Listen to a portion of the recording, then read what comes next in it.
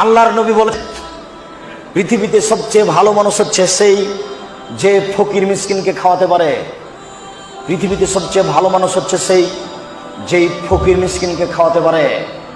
রাসূল সাল্লাল্লাহু আলাইহি সাল্লাম বলেছেন, আস-সাইলাল আলমেলাল মাসাকিন, ফকির মিসকিনকে খাওয়ালে 3টি আমলের নেকি হয়। ফকির মিসকিনকে খাওয়ালে 3টি আমলের নেকি হয়। 1, আল্লাহর পথে যুদ্ধ করলে যত নেকি হয়, ফকির মিসকিনকে খাওয়ালে তত নেকি হয়। 2, নিয়মিত তাহাজ্জুদ পড়লে যত নেকি হয়, ফকির মিসকিনকে খাওয়ালে তত নেকি হয়। 3, নিয়মিত নফল রোজা থাকলে যত নেকি হয়, ফকির মিসকিনকে খাওয়ালে তত নেকি হয়। 1 আমলে 3 আমল, 1 আমলে 3 আমল। আমলটা হলো কি বলেন তো দেখি? ফকির মিসকিনকে খাওয়ানো। বাড়ি যাবেন আর বলবেন 1 আমলে 3 আমল, 1 আমলে 3 আমল। 3 আমলের 1 নাম্বার, আল্লাহর পথে যুদ্ধ করলে যত নেকি হয়, ফকির মিসকিনকে খাওয়ালে তত নেকি হয়।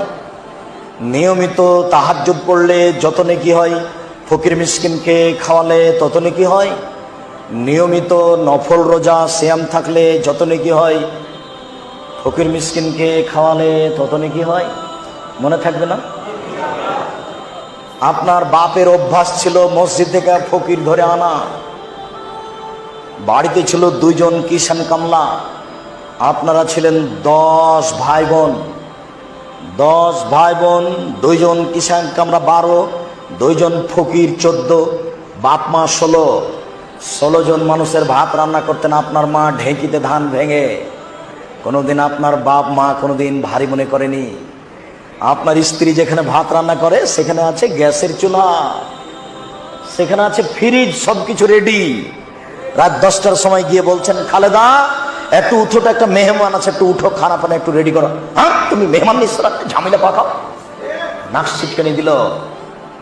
এই বউ তালাক দিতে হবে, এর নাম হস্তিনী। এ দিয়ে সংসার চলবে না। আমি বউ তালাক দিতে বলিনি, তবে পরামর্শ দিচ্ছি।